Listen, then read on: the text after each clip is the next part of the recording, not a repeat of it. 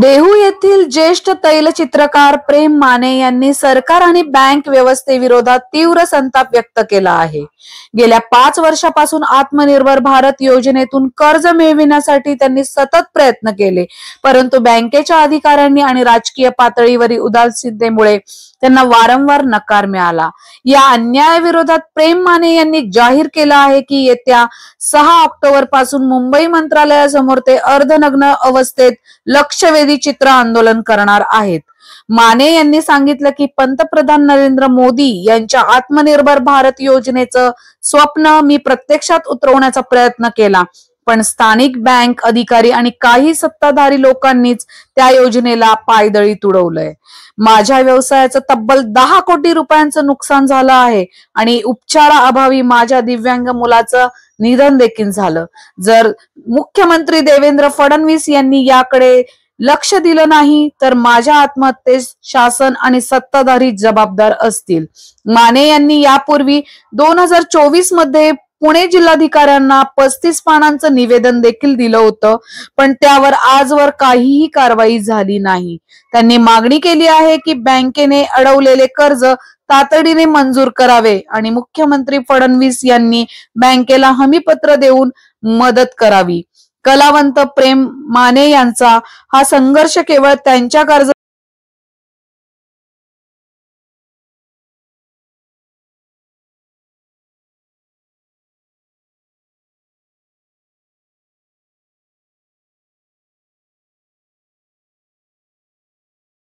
जागृत करण्यासाठी मी आंदोलन करतो। सगळ्या तरुणांनी जागृत झाले पाहिजे, त्यांचे अधिकार त्यांना मिळाले पाहिजेत। जर त्यांचं प्रबोधन झालं तर प्रत्येक माणूस, बाबासाहेबांचं एक वाक्य तुम्हाला सांगतो, शिक्षण हे वाघिणीचं दूध आहे आणि जो पिल तो डरकाळी फोडल्याशिवाय राहणार नाही। तुम्हाला तुमचे हक्क माहिती झाले तर तुम्ही मागणार, मला माझे हक्क माहिती आहेत म्हणून मी बोलतोय, म्हणून मी लढतोय, म्हणून मी संघर्ष करतोय। इतकी सुंदर चित्र केल्यानंतर मला दुसऱ्या पक्षातले लोक कधीच माझं कौतुक करणार नाही, बरोबर? माझं कौतुक करणं काम तर मोदींच्या सहकार्याचंच होतं ना। महाराष्ट्रात कोणी सहकार्य नाही का? मग सोशल मीडियावर सगळं काम आहे माझे। मला चित्र करायचं, मला म्युझियम करायचंय, मला आता पैशाची गरज आहे, मला 1 कोटी रुपयाची गरज आहे। मी छोटंसं म्युझियम आर्ट गॅलरी उभी करीन आणि माझी उपजीविका मी चालू ठेवीन। त्याचबरोबर माझं देशाच्या प्रधानमंत्र्यांच्यावर जे प्रेम आहे, त्यांच्या बाबतीत जे माझ्या भूमिका आहे, जी भावना आहे, ती चित्रात उमटवणार आहे। त्याच्यानंतर मला ज्या अडचणी आल्या, मला हे सगळं उभं करायला अर्थसहाय्य मिळालं नाही, तर मोदीजी सगळं उपलब्ध करून देतात आणि इथली व्यवस्था त्याला अंमलात आणत नाही।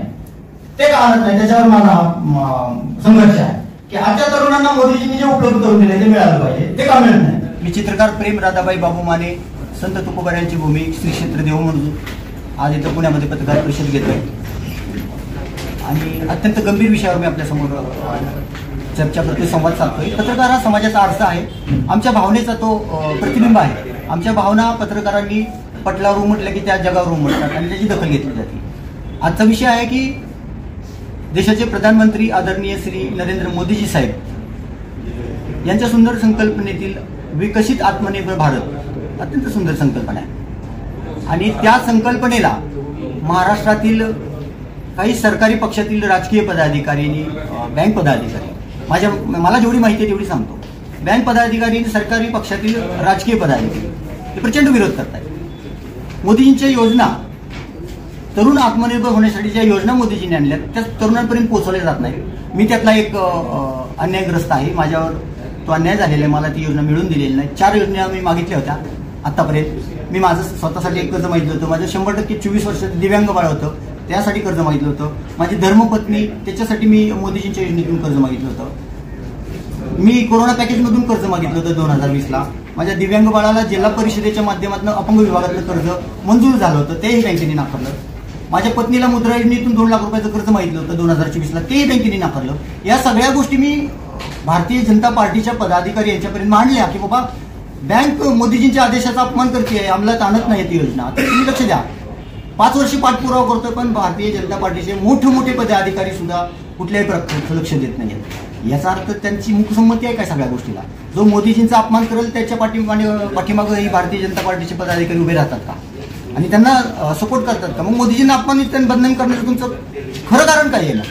याच्या पाठीमागं काही मोठं षडयंत्र आहे का?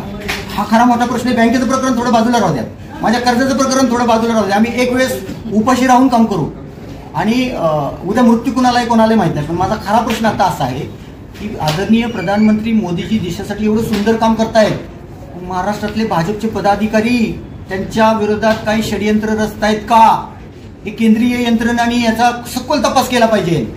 कारण खूप मोठा गंभीर प्रश्न आहे. पण आपण देशातल्या 2 प्रधानमंत्र्यांची हत्या होताना पाहिलेले मायबाप साक्षीला आहे, आत्ताच्या गोष्टी आहेत त्या. आणि असं होऊ शकतं, देशाच्या प्रधानमंत्र्यांची हत्या झालेली आहे मोदींच्या बाबतीत, असं खूप मोठं षडयंत्र होऊ शकतं. तपास केला पाहिजे. कोणाच्या मनात काय हे सांगता येत नाही. बरं, हे सगळे त्यांच्या जवळचीच लोक करतायत. आता हा प्रश्न महाराष्ट्राचे मुख्यमंत्री देवाभाऊंना आहे माझा, की देवाभाऊ तुमचा भाजप का काय करतोय बघा, माझ्याकडे सगळे पुरावे आहेत, एवढी सुंदर चित्र आहेत मोदीजींची, आणि गेली 5 वर्ष भाजपच्या पदाधिकाऱ्यांना मी मदत मागतोय, दखल सुद्धा घेतली नाही, साधी एक कमेंट सुद्धा कोणी केलेली नाही. याचा अर्थ काय होतो देवभाऊ? याचा अर्थ तुम्ही जर दखल नाही घेतली उद्या तर अप्रत्यक्षपणे तुम्हीच हे सगळं घडवून आणताय असं दिसून येईल समाजाला. आणि मग याला जबाबदार कोण? उद्या जर असं मोदींच्या बाबतीत काही गंभीर प्रकार झाला तर याला जबाबदार कोण? आम्ही दीन दलित वंचित उपेक्षित मुकणार आहोत अशा प्रधानमंत्र्यांना. तर देवाभाऊंना माझी विनंती आहे, आपण तातडीने उद्या माझी दखल घ्यावी, नाहीतर परवा दिवशी 6 ऑक्टोबरला मी मंत्रालयाच्या समोर अर्धनग्न चित्र लक्षवेधी चित्र आंदोलन करणार.